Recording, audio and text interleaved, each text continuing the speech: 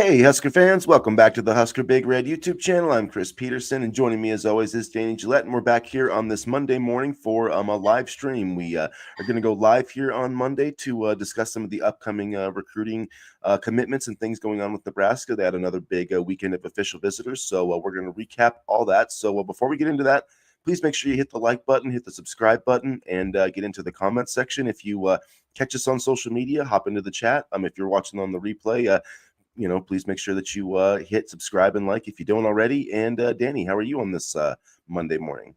I'm good. Make sure to leave a comment too if you guys have thoughts on what we talk about here. We always appreciate the feedback. It's one of the reasons why I like covering Nebraska because you guys always have opinions and you guys always watch our stuff. So I'm doing good. It's 100 degrees here. It's not going to get any cooler anytime soon. And the weather's heating up here, and so too are things on the recruiting trail for Nebraska, I think. Yeah, I think it was another good weekend for Nebraska in terms of official visitors. We had Nebraska had 8 official visitors total on campus. Dayton Raiola, Jace Reynolds were 2 players that were already committed as part of this 2026 class. So obviously not going to really create any movement there, but a lot of other big names on campus. A 4-star defensive back, Danny Odom, 4-star safety Devin Jackson, Claude Mpua, the big offensive tackle. Nylene Scott was there. Nylene Scott, the wide receiver. So lots of things coming in there over the weekend. Lots of positive vibes. After this visit. So, let's get into what's coming on today, I guess, because Monday should be an exciting day for Nebraska football recruiting. At least there's a couple of pending decisions. One came out. Actually, both they were announced. I guess Saturday and yesterday. So Danny Odom, who just took his official visit, released his kind of final list, which is Nebraska, Penn State, Ohio State, I believe Alabama is in there as well. So he's going to be making his announcement today, tonight. I don't remember exactly what time it is, but 4-star cornerback. He's ranked 198th overall in the On3 industry rankings, and with CJ Brona just flipping his commitment to Florida, this would be a big get for the Huskers. Brian Munson has come in with a projection for Danny Odom, so there are some positive trends for Nebraska. But how are you feeling going into this decision tonight?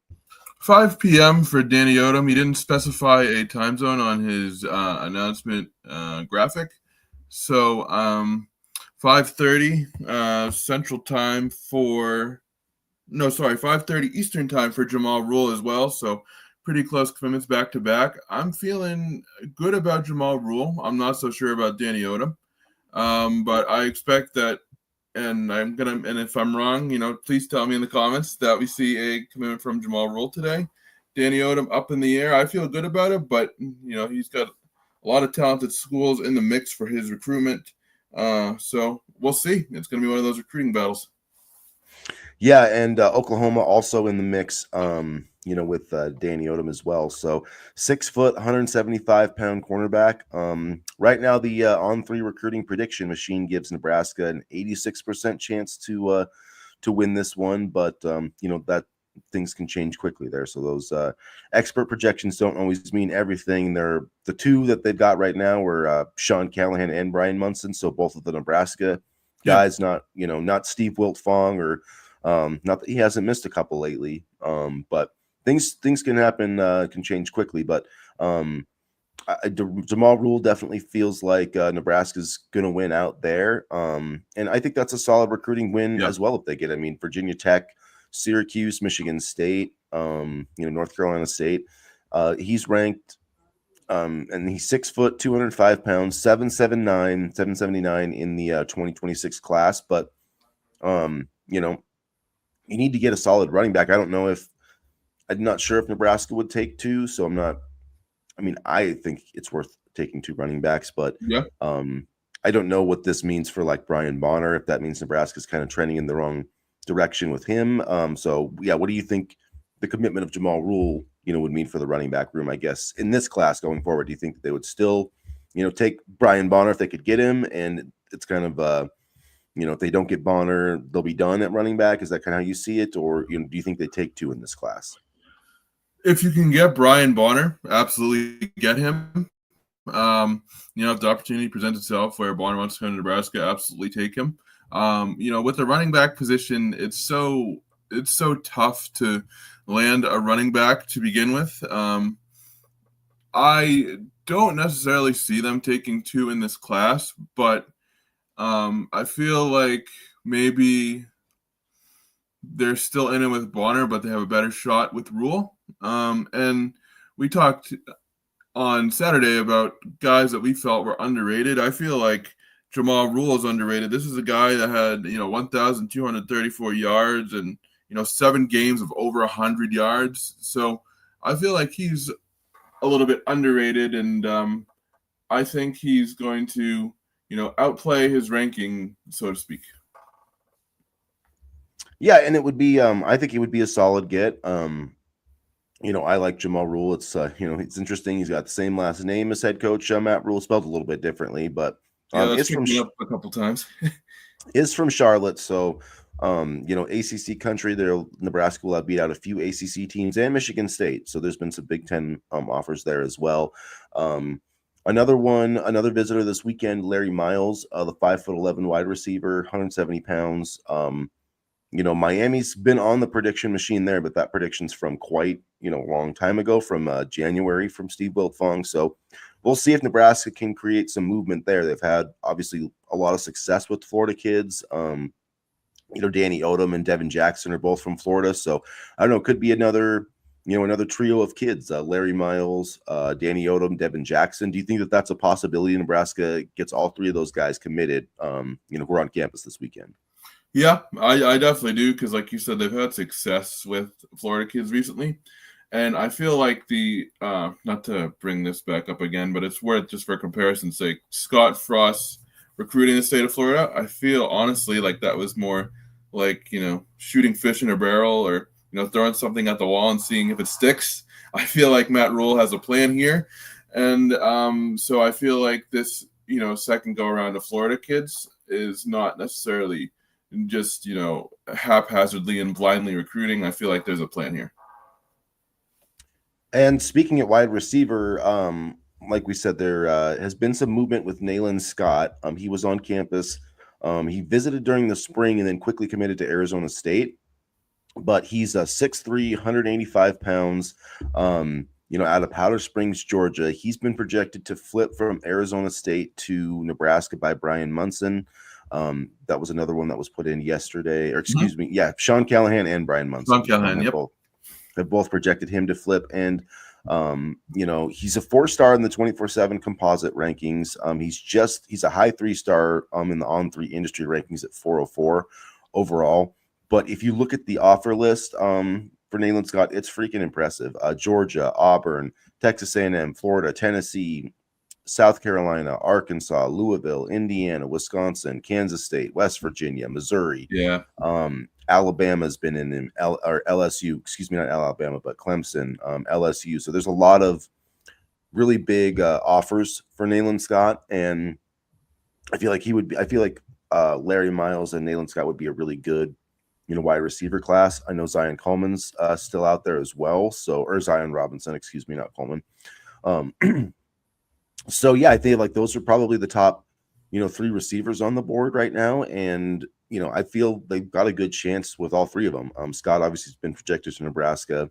Miles would be a slot type. And then Zion Robinson, just, dynamic athlete, had, I think like over 500 yards receiving last year in Texas. So I honestly feel like his best days would be ahead of him. A guy who can high jump 6'8", run sub 11 in the 100-meter dash, 6'3", 180 pounds, like super. His dad's a track, so super track athlete type, but has been productive on the field. And he's a top 200. He's in the top 150. I think he's like 133 in the composite rankings. So he's not he's not getting talked about enough, I don't feel like, among Nebraska fans, just because this would, if they got him, he'd probably be the highest ranked player in this class, and just a dude with huge upside. So this, if you could add those 3 guys to a receiver room that's already pretty dynamic, I think that would set up well nicely, not only for, Dylan Raiola, but maybe for Trey Taylor, Dayton Raiola, TJ Lateef, whoever kind of takes over that next, that next starting quarterback role for Nebraska. That's going to be the $1 million question, right? Who's going to take over post Dylan Raiola? And it's good to have options to choose from, right? I'm really excited to see who takes over post Dylan. And yeah, when you look at the weapons that Nebraska has currently on the roster, and then you look at who they've recruited, I feel really confident in this wide receiver room. Nayland Scott had over 500 receiving yards last year. He only had 2 touchdowns, but I mean, I feel like he's a really dynamic player, so he would be a nice get for this room. And May was kind of slow in terms of recruiting, but June's been picking up. And I know CJ Bronaugh was kind of a bummer last week, and that was unfortunate. But it feels like the positive momentum is picking up again. Yeah, and there's going to be, there's more than just these couple of decisions coming today. So we have obviously, Odom and Jamal Rule who are deciding today, but another big decision is coming. And so Claude Mpua, 6'7". I've seen him listed at 6'7" and 6'8", but he's listed by 24/7 Sports as 6'7", 308 pounds. Claude Mpua, my guy, he's probably the top guy on my board right now for Nebraska, just because I'm with all the offensive line folks right now. I want Nebraska to be able to get a big time tackle, and then kind of let him sit for a year, and then Elijah Pritchett. Hopefully, Elijah Pritchett doesn't go to the draft this year, because he's been projected as a first round pick. I mean, I know that's great. I know that's way far out there, but that's how good Elijah Pritchett can be. Like CBS Sports has him in the first round, so it'd be nice to get a guy like Claude Mpua, to kind of have him waiting in the wings. And offensive tackle, I mean, outside of Grant Bricks, I still don't know if he's actually going to be a tackle at Nebraska. Like, they just haven't landed, a big time tackle. They did get Juju Marks last year. He's a 4-star from Kansas, just inside the top 400. So, I mean, a solid player, a solid developmental prospect. But I would love to see them get Mpua. He's from Chicago. He was hanging out with Trey Taylor on his visit. And then, a day into his visit, he sets he sets a commitment for June 29th. So I feel like Nebraska, there hasn't been any RPMs, any crystal balls or expert projections right now. And, there's a ton of big time programs in the mix for this dude. Auburn's there. I mean, pretty much everybody, Yeah, Ohio State. So, I mean, it's not going to be easy, but I feel like Nebraska, I mean, he told, Tim Verges of Rivals, I think he told other people this too, Brian Munson, but he said his visit to Nebraska was, quote, amazing. We've seen that, we've heard that kind of sentiment before, but it feels like, I'll say this: if Nebraska does have, what Tim Verges reported is that Nebraska's got money like an SEC program. Well, show me with Claude Mpua. Like, I can deal with losing CJ Bronaugh. He's a Florida kid, and like whatever, I can understand that. But Mpua's here in Chicago. You got to get him. Left tackle is a premier position outside of quarterback. So I would like to see, them win this recruiting battle. And if they've got money to spend, like, this is a dude to spend it on. So that's my opinion on it. And he has a Chicago connection with Taylor, which would help as well. And good morning, everybody. And don't hype us up again. We do this every year. Yeah, and you know what? What the hell else do we have to do right now? Certainly not football. Although soon, August 28th, it's coming up, heading into July here. But yeah, I do think there's reason for optimism. I'd say it's more optimism than hype. I feel like hype was the 2021 team, where I even thought that we were better than that team was. I feel like now it's just optimism, because we're seeing depth, we're seeing commits, we're seeing the program trending in the right direction, and we already have a lot of solid players on the roster already. So I feel like this is more optimism than hype. I'm not expecting us to be at the top of the Big Ten, but I am expecting us to have a good season. Yeah, I mean, I understand the sentiment, and it's easy to get disillusioned with the hype, or just kind of it comes every year. But we have done it every year. I mean, let's be honest here. Yeah, but that's that's what we're gonna do as fans, and I think it's just every fan base does this. I mean, like it's just what happens. You're in August. You're at least. I mean, you can't sit here and tell me that Rutgers fans aren't sitting there thinking like, man, we could probably win 7 or 8 games. Like, that's just what you think. Purdue fans are sitting there like, we could get to 6 wins. Like, that's just, you just have that optimism as a fan. I mean, some do. Some have the doom and gloom mindset. I know a lot of Nebraska fans are there, and I Yeah, understand it completely. I do You know, too. after Yeah, the last we haven't won a conference championship in 25 years. So yeah, I never thought that would, that's not something I ever thought I would say as a fan, or that we would go, 7 years, however long we went without a bowl game. But we've been through the worst of it. We've been through hell and back. We've hit rock bottom, and I generally believe that things are trending up. And hopefully, as you got these pictures of Matt Rule on the tractor. Like, I hope this dude is our coach for the next 10 years, and I think he's gonna be. So we'll see. But I understand, the cautious approach and not wanting to hype it up. But I really, like Danny said, I don't think it's hype. I mean, there's a lot of really good players on this roster. yeah, They added up. I mean, they added a potential first round pick on the offensive line, another NFL guy in Rocco Spindler. And so, I don't know. I mean, you look at this team. There's just not a lot of glaring weaknesses. Sure, you can be like, yeah, there could be some more defensive line depth. Sure. Maybe, yeah, it could have used maybe another running back, but, yeah, but even at those positions, there are, decent guys on the roster. So, I mean, like, as long as this team stays healthy and, I don't know. I mean, they're going to have to be better on special teams, but just a lot of the bugaboos that really, caught this team in the past, with it was poor play at quarterback position, turnovers, things like that. I really think we're going to have one of the best QBs in the Big Ten. We're going to have a very good defense, and I think the special teams is going to stop what's the word? Stop being our Achilles heel.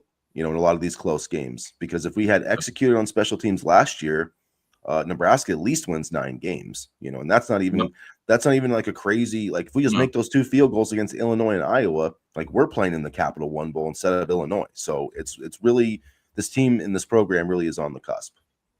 Yeah, I agree. And now it's just about seeing if they want to, not if they have the money, but how much they're willing to part with the money. Because I do believe what Tim Burgess said about us Mhm. having more money than some SEC programs, and I understand they're being selective, but now it's time to kind of pony up that money. And like you said, I think we'll see this coming Sunday. If that money can lead to some good things. And then, some other decisions kind of looming out there. Darian Jones, the younger brother of Donovan Jones. So he's going to be making a decision, I think July 4th, I want to say, is what he because he put that out a couple weeks ago. It's either July 1st or July 4th. But his is coming up soon. So he's the second ranked recruit in the state of Nebraska, behind Jet Tamalia. So yeah, I think, if you go from losing CJ Brona to getting Darian Jones and Danny Odom, I mean, I feel like that's a pretty good way to to respond. We'll see. I know he visited Iowa this weekend. I haven't seen anything like on how that went. I haven't seen any reporting. I'm sure there will be some, but I don't know. I feel like Nebraska's in a pretty good spot with him, and just when Matt Rule really pushes for an in-state recruit, he usually gets them. So I don't know.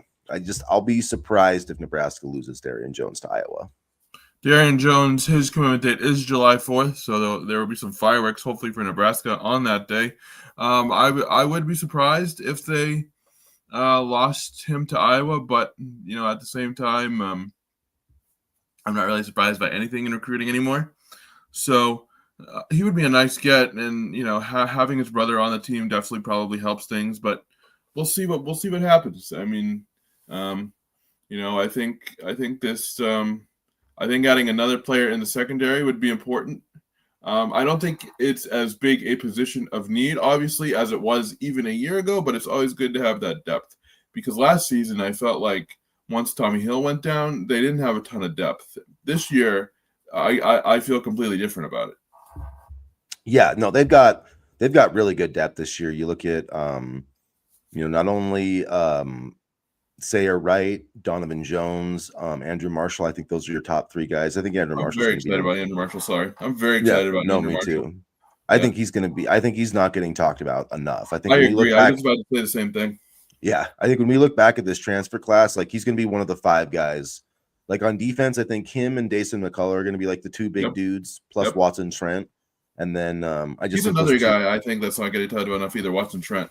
Yeah, I agree. He's a tackling machine, and I really like. I mean, he was the Sun Belt Defensive Player of the Year last year, and he's ranked as like the 700th best transfer. So, Yeah, like, but yeah, I love the off, and then the receivers too. Like, they did a really good job in the transfer portal. they did. But looking at this recruiting class, I was just thinking about players that they need to pony up for. Talking about the money, well, Valdin Sone would be another one Yep. to pony up for. Yep. So hopefully those big guys definitely would be worth it. And Florida's in the lead there. It was just on campus.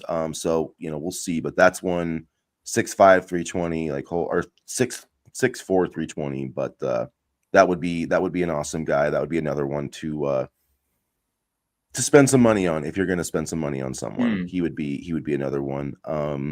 And then another offensive tackle, Javion Cooper. Hopefully, I'm pronouncing that right. The Syracuse commitment, was on campus as well. So, another offensive tackle that they have a good opportunity with. 6'4", 200. Right? Yep.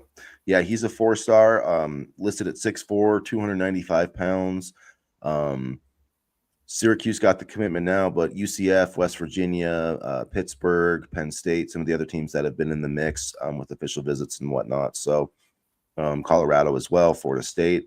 I did another player I wanted to mention though. Now that we're talking about Syracuse commitments, I'm not feeling as good about Cameron Wilson because he took his visit to Syracuse, and then Tadarius Hughes was visiting Syracuse, and he like retweeted that with it just made it seem like he was like, oh, come to Syracuse, which makes me feel like maybe he's not coming to Nebraska. So I don't know. I really want him though. I really do want him, but I had the same feeling as you because coming back to Syracuse, I believe he canceled one of his visits. I'm not. He canceled his visit to Florida State. Yeah, and then went to Syracuse. Speaking of like social media reposts or retweets or whatever, Ahmad Hudson reposted Luke Sorensen's story on Instagram. I did see that. So I thought that was interesting. I don't know if that means anything. And I think it's kind of crazy. Like we're talking like high schoolers, like, oh, he reposted his story and blah, blah, but that's the way social media is now. So, I mean, I thought that was interesting. Whether or not that leads to anything remains to be seen. But the fact that Ahmad Hudson has Nebraska on his mind still is very interesting. Yeah, I think Nebraska's in a good spot there. And then is it Meadows, Mark, or no? The offensive tackle, Mark Matthews, yeah. So I think both of those guys who are, very highly ranked, probably both going to be 5 stars. I think Nebraska has a good shot with them, and Trey Taylor, is a huge part of that. Now, obviously Nebraska has to do its part. They've got to get the NIL stuff, but Trey Taylor is at least getting them, in some other, conversations for recruits, and I feel like he definitely has given them a leg up in the recruitment of Claude Mpua. So and I feel like he helped with Sorensen a lot too. Yeah. And it really can, man. And that's the one thing with, Nebraska. Dylan Raiola helps with these kids. I mean, he helps with all the transfer portal kids, and he helps with every recruit. He helped Nebraska get Trey Taylor, but Nebraska didn't quite get the full recruiting impact of having Dylan Raiola because he flipped so late. And so now we're going to get that in the opposite of Trey Taylor because he's committed so early. And man, I don't know if I've ever seen somebody like, be as committed, as a high school, rising junior as Trey Taylor. Like it's really impressive. So I don't think Nebraska could have done any better than Trey Taylor is the, one of the potential successors to Dylan Raiola. Very well spoken, very upbeat young man too. I like his energy. I like his positivity. I like how, excited he is to be a part of the program. So that's just a good look as someone who, you want to lead the program under center too. I've heard he's very approachable, taking pictures with fans at the various camps and events. So it's really good to see him embrace not just the recruiting aspect and the football aspect of it, but also the Nebraska community.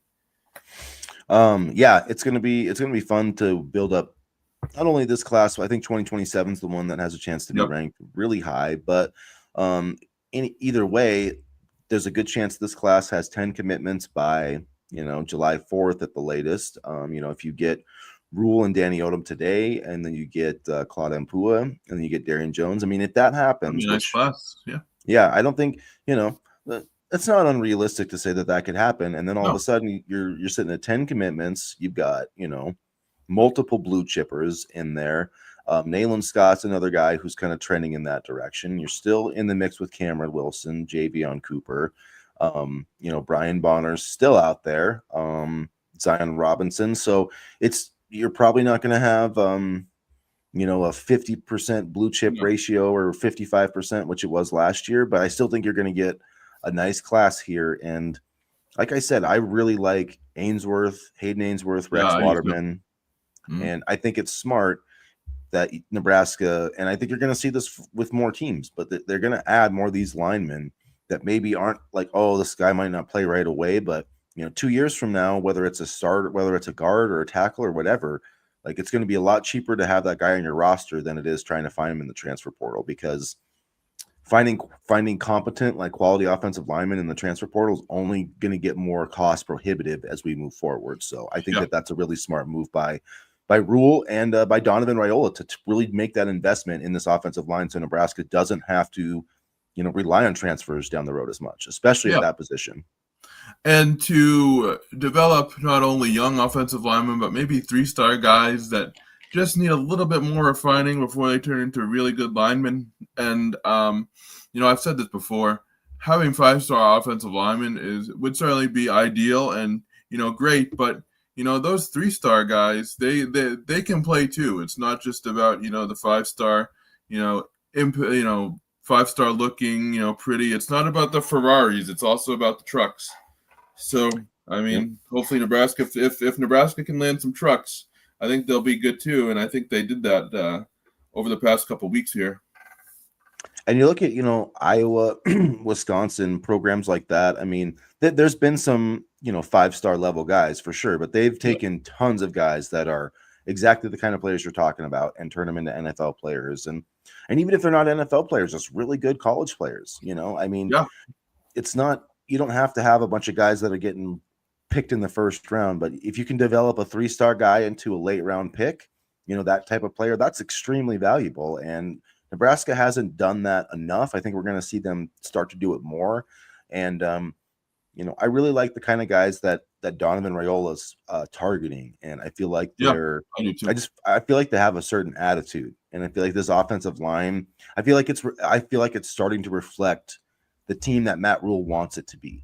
I mean, like, I know that Dana Holgorsen, we're going to be throwing the ball and we got these quarterbacks and they're going to be doing all that stuff, but there's still a hardcore part of Matt Rule that it's like when we got a 7-point lead or a 10-point lead, we want to be able to run the ball down your throat and just like, you know what I mean? Win that. So I feel like they still have that attitude, and I think it's going to be fun. I think we're going to run the ball more than people think this year. I really do. But also I think that, when you look at Dana Holgorsen and the offense, I fully believe that there is kind of a connection with him and Glenn Thomas. Like, I don't think it's, and I'm not saying that you said this, I'm just saying in general, I don't think it's just Holgorsen doing his own thing. I truly believe that there's a solid connection with him and Glenn Thomas. Dana can draw the plays. Thomas can recruit the quarterbacks, because when you look at the style of quarterbacks that Thomas has brought in, he's recruited both TJ Lateef and Trey Taylor. I mean, they fit really well with Holgorsen's offense, so I think there's kind of a dynamic duo there too, which is definitely helpful. Definitely. So we're gonna wrapping up here in a couple of minutes, guys. So if you have any other questions, throw them in the chat. We definitely appreciate your guys' interactions and our ideas to do kind of do more of these live chats and try to build up our community interaction a little bit more. And that's kind of one of the funnest things about doing this is interacting with you guys as fans. So, but yeah, if you have any other questions or anything, throw it in the chat here. Let's see. Breakdown the defense by position. The offense is in great shape with Dylan and Dana. So yeah, we'll do that and then we'll wrap up here. So yes, let's look at the defensive line. Riley Van Poppel, Elijah Judy, both guys that I think are going to play big roles on the interior. You've got Cameron Leonard on the outside. I'm very interested to see where Williams Noweri fits into this. If he can be one of those, because I mean, he looks like a perfect 5 technique, in that and what you would kind of look for, along that defensive line. I'm trying to think who else we got. Gabe Brooks is a transfer I think could play more than people think. So feel pretty good about the defensive line. I think there's still some question marks, but what about Jalen George? Is he out or can he play? I can't oh yeah, remember. he's yeah, that's one of the guys I was forgetting who actually was picked up in the transfer portal and is another guy Yep. that's not getting talked about. I think he could be enough. good.